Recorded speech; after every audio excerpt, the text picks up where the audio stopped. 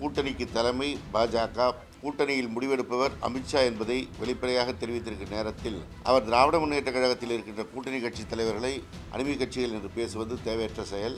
இந்த தமிழகத்திலே நோட்டாவுக்கு கீழே வைக்கப்பட்டிருந்த தாமரைக்கு இன்றைக்கு அவர் ஒரு மிகப்பெரிய இடத்தை கொடுத்திருக்கிறார்.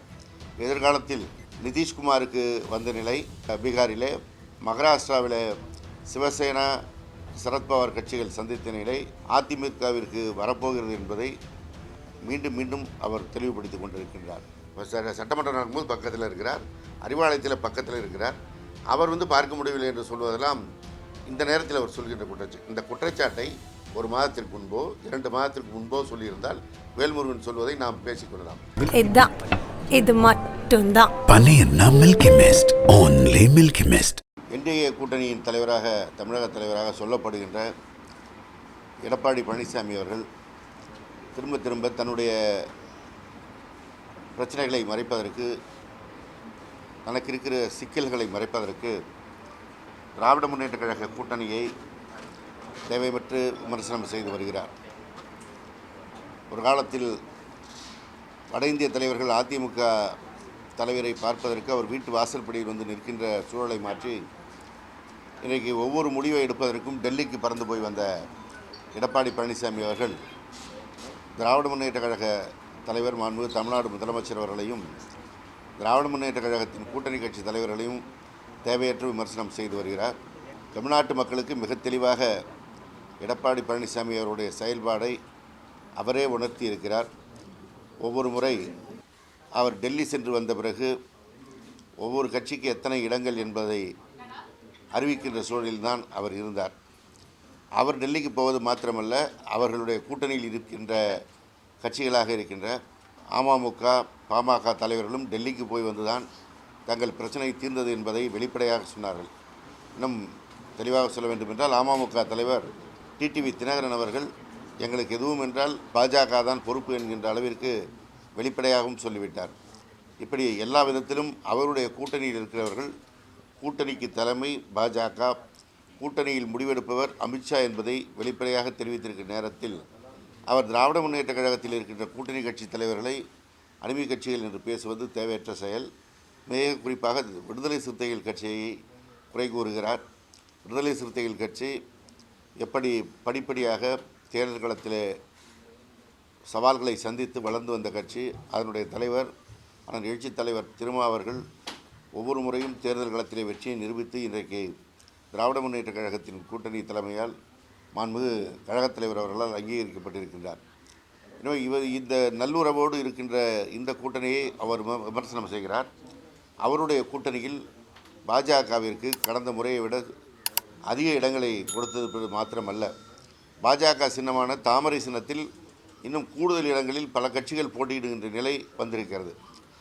பாஜகவுடைய 27 இடங்கள், தமாகவுடைய 5 இடங்கள் இல்லாமல் இன்னும் அவருடைய கூட்டணியில் இருக்கின்ற இந்திய ஜனநாயக கட்சி, ஜான் பாண்டியனின் தமிழக மக்கள் முன்னேற்ற கழகம், புதிய நீதி கட்சி போன்ற கட்சிகள் எல்லாம் தாமரை சின்னத்திலே போட்டியிடுகின்ற நிலை வருகின்ற பொழுது, இந்த தமிழகத்திலே நோட்டாவுக்கு கீழே வைக்கப்பட்டிருந்த தாமரைக்கு இன்றைக்கு அவர் ஒரு மிகப்பெரிய இடத்தை கொடுத்திருக்கிறார். எதிர்காலத்தில் நிதிஷ்குமாருக்கு வந்த நிலை பீகாரிலே, மகாராஷ்டிராவில் சிவசேனா சரத்பவார் கட்சிகள் சந்தித்த நிலை, அதேபோல் கோவாவிலே பாரதிய ஜனதாவோடு கூட்டணியிலிருந்து பாரதிய ஜனதாவால் விழுங்கப்பட்டிருக்கின்ற மாநில கட்சிகளுடைய நிலைதான் அதிமுகவிற்கு வரப்போகிறது என்பதை மீண்டும் மீண்டும் அவர் தெளிவுபடுத்தி கொண்டிருக்கின்றார். எனவே இப்படிப்பட்ட சூழலில் முதலில் அதிமுக தொண்டருடைய சுயமரியாதையை காக்கின்ற வகையில் அவருடைய நடத்தை இருப்பது தான் திராவிட கட்சி என்று சொல்லிக் கொண்டிருக்கின்ற நிலையில் அதிமுகவிற்கு ஒரு ஏற்படக்கூடிய களங்கத்தை துடைக்கின்ற செயலாக இருக்கும். ஆனால் அதை விடுத்து அவர் இன்றைக்கு மீண்டும் மீண்டும் திராவிட முன்னேற்ற கழகத்தை குறை கூறி கொண்டிருக்கின்றார். அவர் என்னதான் மேக்கப் போட்டு கொண்டு மறைக்க நினைத்தாலும் அவருடைய ஒவ்வொரு அறிவிப்பிற்கு பின்னால் அமித்ஷா தான் இருக்கிறார் என்பது மிக தெளிவாக கிராமத்தில் இருக்கின்ற மக்களும் சொல்லக்கூடிய நிலையில் இருக்கிறது. அதிமுக என்பதையே அடிமை திமுக என்கின்ற பெயர் மாற்றுகின்ற அளவிற்கு கொண்டு சென்று விட்டார் என்றுதான் அதிமுகவில் இருக்கின்றவர்களே குற்றம் சாட்டக்கூடிய நிலைக்கு எடப்பாடி பழனிசாமி அவருடைய நிலை இன்றைக்கு இருக்கிறது. அமித்ஷா கொடுக்கின்ற ஸ்கிரிப்டை மாற்றி கூட படிக்காமல் அப்படியே படிக்கிறார். காரணம் ஒரு கூட்டணி கட்சிகளுக்கு கொடுக்கின்ற இடத்தை சொன்னாரே ஒழிய அதிமுகவுக்கு போட்டியிடுகின்ற இடத்தை கூட மற்றவர்கள் கணக்கிட்டு தெரிந்து கொள்ள வேண்டிய நிலையில்தான் அவருடைய ஒவ்வொரு நிலைப்பாடும் இருக்கிறது. மோடியா லேடியா என்று கேட்டு தேசிய கட்சியான பாஜகவிற்கு சவால் விட்டவர் மறைந்த ஜெயலலிதா அம்மையார் அவர்கள். ஆனால் இன்றைக்கு மோடிதான் எல்லாம் என்று சொல்லி மறைந்த அம்மையார் ஜெயலலிதாவுடைய ஆன்மாவையே சாகடிக்கின்ற அளவிற்கு எடப்பாடி பழனிசாமி அவர்கள் சென்று விட்டார்கள். எனவே டெல்லி பாஜகவிற்கு ஒருபோதும் அடிபணி மாட்டோம் என்று சொல்லிக்கொண்டே மீண்டும் மீண்டும் அவர் அடிபணிந்து கொண்டிருக்கிறார். இந்த நேரத்தில் தான் தமிழக மக்கள் டெல்லிக்கு தமிழ்நாடு அவுட் ஆஃப் கண்ட்ரோல் என்று மிக உரக்க வலுத்த குரலில் சொல்லியிருக்கின்ற தமிழ்நாடு முதலமைச்சர் திராவிட முன்னேற்ற கழக தலைவர் தளபதி அவர்கள் தலைமையிலே ஒன்று திரண்டு கொண்டிருக்கின்றார்கள். இந்த தேர்தல் ஒரு மிகப்பெரிய வெற்றியை திராவிட முன்னேற்ற கழக கூட்டணி பெற்று தமிழ்நாடு முதலமைச்சர் அவர்கள் தலைமையிலே திராவிடம் 2.0 மீண்டும் மலர இருக்கின்ற இந்த சூழலில் இந்த ஒரு மகத்தான வெற்றியை குவிக்கின்ற அந்த பணியை தமிழ்நாடு முதலமைச்சர் அவர்கள் படிப்படியாக திட்டமிட்டு துவங்கி இருக்கின்றார்கள். ஒவ்வொரு கூட்டணி கட்சிகளோடு பேசப்பட்டு அவர்களுக்கு உரிய மரியாதை கொடுக்கப்பட்டு 2 முறை இல்லை 3 முறை 4 முறை பேச வேண்டிய சூழல் வந்தாலும் அவருடைய மனம் ஏற்றுக்கொள்கின்ற அளவிற்கு அவர்களோடு பேசி கூட்டணி ஒப்பந்தங்கள் இடப்பட்டிருக்கிறது. அதேபோல் எந்தெந்த தொகுதிகளில் போட்டியிடுவது என்பதையும் திராவிட முன்னேற்ற கழகத்தின் சார்பில் அமைக்கப்பட்டிருக்கின்ற அந்த அணியினரோடு கூட்டணி கட்சியை சேர்ந்தவர்கள் பேசி ஒருமனதான முடிவிற்கு தொடர்ந்து வந்து கொண்டிருக்கின்ற காட்சியும் ஊடக பத்திரிகையை சேர்ந்த நண்பர்கள் நீங்கள் பார்த்து கொண்டிருப்பீர்கள்.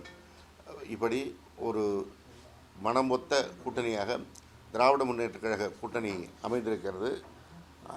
என்டிஏ கூட்டணி என்பது டெல்லியில் அமித்ஷாவுடைய கட்டளைக்கு ஏற்ப அவருடைய வாய் அசைவுக்கு ஏற்ப அமைந்திருக்கிறது. இந்த ஒரு சுயமரியாதையோட தன்மானத்தோடு இயங்குகின்ற திராவிட முன்னேற்ற கழக கூட்டணி மகத்தான வெற்றி பெறும். தமிழ்நாடு முதலமைச்சர் அவர்கள் மீண்டும் தமிழ்நாட்டினுடைய முதலமைச்சராக பொறுப்பேற்பார்கள். அங்கீகரிக்கப்படாத தேமுதிகவிற்கு கூடுதல் இடங்கள் கொடுத்திருக்காங்க, விடுதலை சிறுத்தை கட்சிக்கு குறைவான இடங்கள் கொடுத்திருக்காங்கன்னு எடப்பாடி பழனிசாமி இதற்கு மிக தெளிவாக எழுச்சி தமிழர் விடுதலை சிறுத்தைகள் கட்சியின் தலைவர் அண்ணன் திருமா அவர்கள் பதிலளித்திருக்கின்றார்கள். காங்கிரஸ் கட்சிக்கு கூடுதல் இடங்கள் கொடுத்தாக நீங்கள் கூறினால் அது தவறு. அது ஒரு பாரம்பரியம் மிக்க கட்சி, தமிழகத்தை ஆண்ட கட்சி, அதனால் அதற்கான இடத்தை கொடுத்திருக்கிறார்கள். அதே போல் தேமுதிகவும் தமிழகத்திலே எதிர்க்கட்சியாக இருந்த ஒரு கட்சி, எனவே அதற்கான ஒரு அங்கீகாரத்தோடு அந்த இடங்கள் அளிக்கப்பட்டிருக்கிறது. விசிகாவிற்கு அதனால் எந்த மன வருத்தமும் இல்லை. நாங்கள் ஒவ்வொரு தேர்தலாக போட்டியிட்டு அந்த போட்டியின் அடிப்படையில் கூடுதல் இடங்களை பெற்று வருகிறோம். நாங்கள் தமிழகத்திலே மிகப்பெரிய கட்சியாக இருக்கிறதாக நாங்களே சொன்னாலும் அதை ப்ரூவ் பண்ண வேண்டிய நிலை இருக்கிறது என்று மிக தெளிவாக ஆனால் எழுச்சி தமிழர் அவர்கள் இதற்கு பதிலளித்திருக்கிறார். அதிமுக கூட்டணி சுதந்திரமா இருக்க கூட்டணி கட்சி தலைவர்கள், ஆனால் திமுகவில் அடிமையா இருக்காங்க அப்படின்னு ஒரு அடிமையாக இருந்தால் கூட்டணி கட்சி பேச்சுவார்த்தை நீங்கள் மார்க்சிஸ்ட் கம்யூனிஸ்ட் கட்சியோடு இத்தனை சுற்று போயிருக்காரு. மிக தெளிவாக சுதந்திரமாக அவர்களுடைய கருத்தை அவர்களுடைய கட்சியில் பேசி திராவிட முன்னேற்ற கழகத்தை தெரிவித்து திராவிட முன்னேற்ற கழகத்தின் நிலைப்பாடை தெரிந்து கொண்டு அவர்கள் கட்சியுடைய பொருள் பீரோவை கூட்டி அங்கே பேசி ஒருமித்த முடிவு தான் எடுக்கப்பட்டிருக்கிறது. எனவே இது சுதந்திரமாக செயல்படுகின்ற கூட்டணியாக இந்த கூட்டணி இருக்கிறது. அதிமுகவை விழுங்கிக் கொண்டிருக்கிறது மெல்ல மெல்ல அப்படின்னு சொல்லிட்டு ஏற்கனவே முதலமைச்சர் உள்ளிட்ட அவர்கள் குற்றச்சாட்டு வச்சுட்டு இருக்க நிலைமையில அவங்க என்ன சொல்றாங்கன்னா சீட்டை கம்மி பண்ணி கொடுக்கறதுலாம் கம்யூனிஸ்டுகளுக்கு கம்மி பண்ணதெல்லாம் திமுக தான் அவர்களுடைய கம்யூனிஸ்ட் உள்ளிட்ட கட்சிகளை விழுங்கி கொண்டு இல்லை. ஏற்கனவே மாண்புமிகு தமிழ்நாடு முதலமைச்சர் இதுக்கு பதில் சொல்லியிருக்காங்க. திராவிட முன்னேற்ற கழகம் தன்னுடைய கடந்த கால எண்ணிக்கையிலிருந்து குறைத்து தான் இருக்க வேண்டிய சூழல் இருக்கிறது. புதிய கட்சிகள் இங்கே இந்த கூட்டணியில் இடம்பெற்றிருக்கின்ற சூழலில் அவர்களுக்கும் இடமளிக்க வேண்டிய நிலையில் நாங்களும் குறைத்துக் கொள்கிறோம், கூட்டணி கட்சியிலையும் குறைத்துக் கொள்வதற்கு வேண்டியிருக்கிறோம். கூட்டணிக்கு தலைமை வகிக்கக்கூடிய கட்சிகள்லாம் தங்களோட சின்னத்தில் போட்டியிடணும்னு சொல்றது நிர்பந்திக்கிறது நல்லது இல்லை, அது தவிர்க்கணும் அப்படிங்கிறாங்க. இல்லை, அது அவருடைய கருத்து. ஒவ்வொரு கட்சிக்கும் திராவிட முன்னேற்ற கழகத்தை பொறுத்தவரை நாங்கள் இத்தனை இடங்களில் குறைந்தபட்சம் போட்டியிட வேண்டும், ஆட்சி அமைக்கின்ற போது எங்களுக்கான அதற்கான நிலை இருக்க வேண்டும் என்ற அந்த எண்ணத்தோடு திராவிட முன்னேற்ற கழகம் இருப்பது கூட அவர்களுக்கான உரிமை இருக்கிறது. அந்த உரிமையை சொல்லியிருக்கிறார்கள். விசிகாவை பொறுத்தவரை அவருடைய சின்னத்தில் போட்டியிருக்கிறார்கள். அதுபோன்று ஒவ்வொரு கட்சிக்கும் எந்த கட்சிக்கு தேவையோ அவர்கள் சின்னத்தில் போட்டியிருக்கிறார்கள். சார், நம்ம கூட்டணியிலிருந்து விலகி போன தமிழக வாழ்வுரிமை இருக்காங்கன்னா இங்கே முதல்வரை சந்திக்கிறது கூட ஒரு துறைமுறைகள் அவங்களால கூட சந்திக்க முடியல, அதிகாரம் தான் மேலோங்கி இருக்குது அப்படின்னு சொல்லி குற்றச்சாட்டு வச்சிருக்காங்க. ஒரு கட்சியோட பொதுச்செயலாளர் அவர், அமைச்சரவையில் 2வது இடத்தில் இருக்கிறவர் அவர், எப்பொழுது வேண்டுமானாலும் சந்தித்து கொண்டிருக்கிறார். சட்டமன்றம் நடக்கும்போது பக்கத்தில் இருக்கிறார், அறிவாலயத்தில் பக்கத்தில் இருக்கிறார். அவர் பார்க்க முடியவில்லை என்று சொல்வதெல்லாம் இந்த நேரத்தில் அவர் சொல்கின்ற இந்த குற்றச்சாட்டை 1 மாதத்திற்கு முன்போ 2 மாதத்திற்கு முன்போ சொல்லியிருந்தால் வேல்முருகன் சொல்வதை நாம் பேசிக்கொள்ளலாம். அவர் கேட்ட இடம் கிடைக்கவில்லை என்ற ஒரே காரணத்திற்காக இன்றைக்கு அவதூறை வாரி தூற்றுவது என்பது தவறான ஒரு செயல்பாடு. இது சிஎம் சாருக்கு அருகிலே இருக்கக்கூடிய அதிகாரமிக்க ஒரு ஆட்சி தான் நடந்துட்டு இருக்கு. அதிகாரமிக்கவர்களால் தான் ஆட்சி பண்ண முடியுது அப்படின்னு சொல்றாங்க சார். இது எந்த விதத்தை பார்க்குறீங்க? நிச்சயமாக கிடையாது. நான்லாம் சிஎம் பக்கத்திலே இல்லை, தூரத்தில் இருக்கின்ற ஒரு அமைச்சர். ஆனால் என்னிடத்திலே போக்குவரத்துறையை கொடுத்து நிர்வகிக்க சொன்னார். முதலமைச்சரை பொறுத்தவரை யார் செயல்படுகிறார்களோ அவர்கள் மீது நம்பிக்கை கொண்டு செயல்படுகின்ற ஒரு முதலமைச்சராக இருக்கிறார். மிக தெளிவாக எல்லா அமைச்சர்களும் ஒத்திசைந்து செயல்படுகின்ற ஒரு கூட்டு மந்திரி சபை என்கின்ற இடத்தில் இந்த மந்திரி சபை இருக்கிறது. அதே போல் திராவிட முன்னேற்ற கழகம் என்பது மாவட்ட செயலாளர்கள் வரை ஒவ்வொரு முறையும் அழைத்து பேசி கருத்து கேட்டு செயல்படுகின்ற ஒரு ஜனநாயக இயக்கமாக இருக்கிறது. அதிகார மையம் என்பதெல்லாம் கடந்த ஜெயலலிதா அவருடைய காலத்தில் இருந்தது தான் அதிகார மையம். அவரை சந்திக்க முடியாமல் அவருடைய பதிலை கூட கேட்டு பெறுவதற்கு காத்திருந்து செம்பரமாக்கம் ஏரியை திறந்துவிட முடியாத நிலையெல்லாம் இருந்தது. இன்றைக்கி மாண்புமிகு முதலமைச்சர் அவர்கள் எளிய மக்களை கூட சென்று சந்திக்கிறார் என்பதை எல்லோரும் பார்த்து வருகிறோம். மிக பாதிக்கப்பட்டிருக்கின்ற மக்கள் அவர் எந்த நிகழ்ச்சிக்கு போனாலும் அங்கே சாலையில் இறங்கி அவரிடத்தில் கருத்துக்களை கேட்கிறார். அதே போன்று தான் நீங்கள் அமைச்சரவை கூட்டத்துக்கு வந்தாலும் சரி, சட்டமன்றம் நடந்தாலும் சரி, அங்கே ஒரு சாதாரண எம்எல்ஏ போய் கடிதம் கொடுத்தாலும் அதை வாங்கி கொண்டு அதற்கான நடவடிக்கை எடுக்கிறார். சாதாரண பொதுமக்கள் சந்தித்து அவர்களுடைய கோரிக்கை வைத்தாலும் ஏற்றுக்கொண்டு செயல்படுகிறார். இங்கே அதிகார மையம் இல்லை. உங்களுக்கு எதிராக அதிமுக போட்டியிடுது, எப்படி பார்க்குறீங்க? அவங்க கூட்டணியில் அவங்க போட்டிடுறாங்க. அந்த பகுதியில் அவர்கள் ஒரு கணிசமான செல்வாக்கு மிக்கவர்கள், யாரையும் குறைத்து மதிப்பிட முடியாது. சார் வழக்கமாக திமுக தான் சரியான போட்டின்னு நினைக்கிறீங்களா? நிச்சயமாக அவருடைய கட்சியை பொறுத்தவரை ஒரு போட்டியாளர் தான் வருவாங்க. சார் வழக்கமாக திமுக தான் எல்லாத்துலேயும் முன்னிலை தேர்தல் அறிக்கை வெளியீடு அப்படின்னும் போது இந்த முறை அந்த கூட்டணி தொகுதி பங்கீட்டிலே ஒரு தொய்வு இருக்கு. கூட்டணி கட்சிகள் ஒரு இல்லை, இது தொய்வே இல்லை. வழக்கமாக இது நாங்கள் எப்பயுமே கூட்டணி கட்சிகளோடு பேச்சுவார்த்தை நடத்துவதற்கு ஒரு குழு அமைத்து அந்த குழு கூட்டணி கட்சி தோழரோடு பேசி முடிவு அறிவிப்பது என்பது காலகாலமாக இருந்து வருகின்ற மரபு. அந்த அடிப்படையில் தான் கூட்டணி கட்சியினரோடு பேச்சுவார்த்தை நடத்தியிருக்கின்றோம். அதே போல் தேர்தல் அறிக்கை என்பது நாங்கள் உட்காந்த இடத்துல வெளியிடுற அறிக்கை கிடையாது. அதிமுக திமுகவுடைய கடந்த கால தேர்தல் அறிக்கையும் ஆட்சியினுடைய சாதனையும் ஜெராக்ஸ் எடுத்து வச்சுக்கிட்டு அதில் ×2 √2 இதெல்லாம் போட்டு தான் வெளியிட்டுருக்காங்க. திராவிட முன்னேற்ற கழகத்தினுடைய தேர்தல் அறிக்கை தயாரிக்கும் குழு தமிழகம் முழுவதும் சுற்றுப்பயணம் செய்து எல்லா பொதுமக்களிடத்தில் கூட கருத்துக்களை கேட்டு அவற்றை தொகுத்து முதலமைச்சரிடத்தில் வழங்கி தேர்தல் அறிக்கை வெளியிடப் போகிறோம். அவங்க தேர்தல் அறிக்கைக்கும் எங்கள் தேர்தல் அறிக்கை வெளியே வரும்போதும் உங்களுக்கு தெரியும் இது எவ்வளவு சிரத்தையோடு மக்களுடைய கருத்துக்களை உள்வாங்கி மக்களுடைய பிரதிநிதிகள் பொது அமைப்புகளுடைய கருத்துக்களை எல்லாம் உள்வாங்கி ஒரு தேர்தல் அறிக்கையாக வரப்போகிறது என்பதை நீங்கள் உணர்வீர்கள். அதே போல் நாங்கள் இந்த கூட்டணி கட்சிகளோடு பேச்சுவார்த்தை முடித்து இடத்தை அறிவிக்கப் போகிறோம், வேட்பாளர் பட்டியலை அறிவிக்கப் போகிறோம் என்கின்ற காரணத்தினால்தான் நேற்று உடனடியாக அந்த 23 பேர் பட்டியலை மரியாதைக்குரிய எதிர்க்கட்சி தலைவர் வெளியிட்டிருக்கிறார். அது யாரும் ஒரு சாதாரண தொண்டர்களுடைய பேரே இல்லை, எல்லாம் முன்னாள் அமைச்சர்களுடைய பெயர்கள் தான் இருக்குது. இது எதிர்பார்க்கப்பட்ட பட்டியல், இது எப்போ வேணாலும் அவர் வெளியிடலாம். இது திராவிட முன்னேற்ற கழகத்தை முந்திக் கொண்டு செய்வதாக அவர் காட்டியிருக்கிறார் ஒழிய எங்களுடைய முதலமைச்சர் பார்த்தீங்கன்னா கரெக்டாக எல்லாமே ஒரு ரெகுலரைஸ்டாக இருக்கும். நம்ம தேர்தலில் போட்டியிட விரும்புபவர்களுடைய விருப்ப மனுவை பெறுவது, அந்த விருப்ப மனு அடிப்படையில் அவர்களை நேர்காணல் செய்வது, 234 தொகுதிக்கும் நேர்காணல் முடிவுற்றிருக்கிறது. அந்த விருப்ப மனு கொடுத்த அவர்கள் அத்தனை பேரையும் அவர் சந்தித்திருக்கிறார். அந்த அடிப்படையில் இன்றைக்கு ஒவ்வொரு செயலும் திட்டமிட்டு நடைபெறுகிறது. எனவே இதில் காலதாமதமோ தொய்வோ எதுவும் கிடையாது. அமைச்சர் 12 பேருக்கு எதிராக அதிமுக அறிவிச்சிருக்கு எல்லாமே கூட்டணி கட்சிக்கு ஒதுக்கியிருக்காங்க. பாமக ஒதுக்கியிருக்காங்க, பாமக ஒதுக்கியிருக்காங்க, பிஜேபி ஒதுக்கியிருக்காங்க. அதை எப்படி பார்க்குறீங்க? நீங்கள் அதிமுக திமுக கூட்டணி கட்சி இது நீங்கள் மரியாதைக்குரிய எடப்பாடியார் அவர்கிட்ட தான் கேட்கணும். கடந்த முறை தேர்தல் அறிக்கையில் முன்னில் உறுப்பினர் கூட நிறைவேற்றப்படவில்லை அப்படின்னு சொல்லிட்டு ஒரு குற்றச்சாட்டு. இது சும்மா ஒரு கோயபல்ஸ் பிரச்சாரம் மாதிரி இதை திருப்பி சொல்லிட்டு இருந்தால் அது மக்கள்கிட்ட கெடுப்பணும்னு அவர் நினச்சிட்ருக்காரு. நாங்கள் எத்தனை தேர்தல் அறிக்கை 590 தேர்தல் அறிக்கை வெளியிட்டோம், அதில் எத்தனை நிறைவேற்றுக்கிறோங்கிறத மிக தெளிவாக ஒரு அறிவாலயத்திலேயே ஒரு பத்திரிகையாளர் சந்திப்பு நடத்தப்பட்டு வெளியிடப்பட்டிருக்குது. தேர்தல் அறிக்கையில் சொல்லாத புதுமை பெண் திட்டம், தமிழ் புதுவன் திட்டம், காலை உணவு திட்டம் போன்ற திட்டங்கள்லாம் செயல்படுத்தப்பட்டிருக்குது. இதையெல்லாம் மக்கள் அறிவார்கள். இதையெல்லாம் அறிந்த காரணத்தில் மக்கள் திராவிட முன்னேற்ற கழகத்தின் தலைவர் பக்கம் அவர் பின்னால் நிற்கிறார்கள் என்கின்ற காரணத்தினால்தான் அதை மடைமாற்றுவதற்கு இதுபோன்ற ஒரு பொய் பிரச்சாரத்தை தொடர்ந்து அவர்கள் முன்னெடுத்து வருகிறார்கள். பெண்களுக்கு எதிரான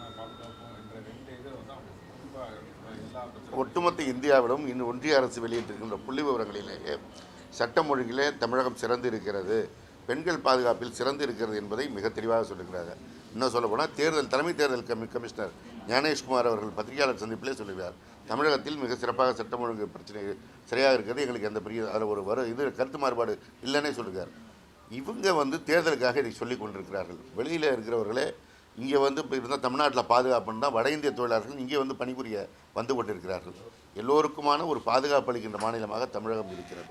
சார், இப்போ அதிமுகவை பொறுத்தவரை இந்த கூட்டணி கட்சிகள் அவருடைய சின்னத்திலேயே அவங்க வேட்புமனு தாக்கல் பண்ணலாம், பிரச்சாரம் மேற்கொள்ளலாம். ஆனால் திமுகவை பொறுத்தவரை உதயசூரியனை தான் வைக்கணும்னு சொல்லிட்டு அழுத்தம் கொடுக்குறாருன்னு சொல்லி எடப்பாடி சொல்லியிருக்காரு.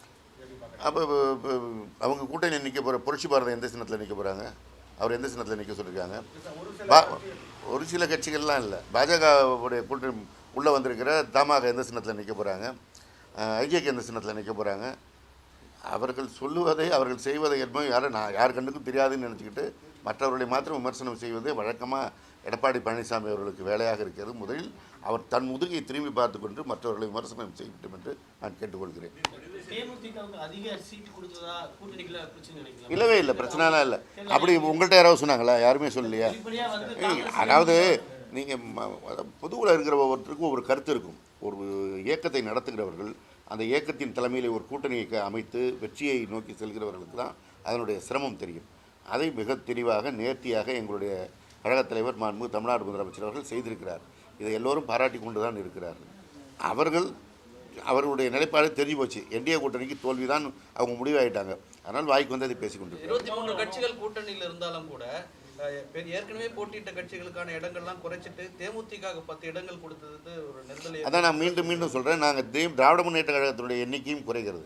நாங்கள் மற்றவர்களுக்கு மாத்திரம் குறைக்கல, நாங்கள் எங்களுடைய எண்ணிக்கையும் குறைக்க வேண்டிய இடத்தில் இருக்கிறோம், குறைத்து கொண்டு உங்களுக்கு கொடுத்துருக்கிறோம் என்று தான் சொல்லியிருக்கிறோம். அதனால் எந்த கருத்து மாறுபாடும் இல்லை. எல்லோரும் மனமகிழ்வோடு ஒத்திசைவோடு இந்த தேர்தலை சந்திக்க இருக்கிறோம். வெற்றி பெறுவோம். இது மட்டும்தான். பன்னியன்னா milky mist, only milky mist. மின்னம்பலம்.com தமிழின் முதல் மொபைல் பத்திரிகை.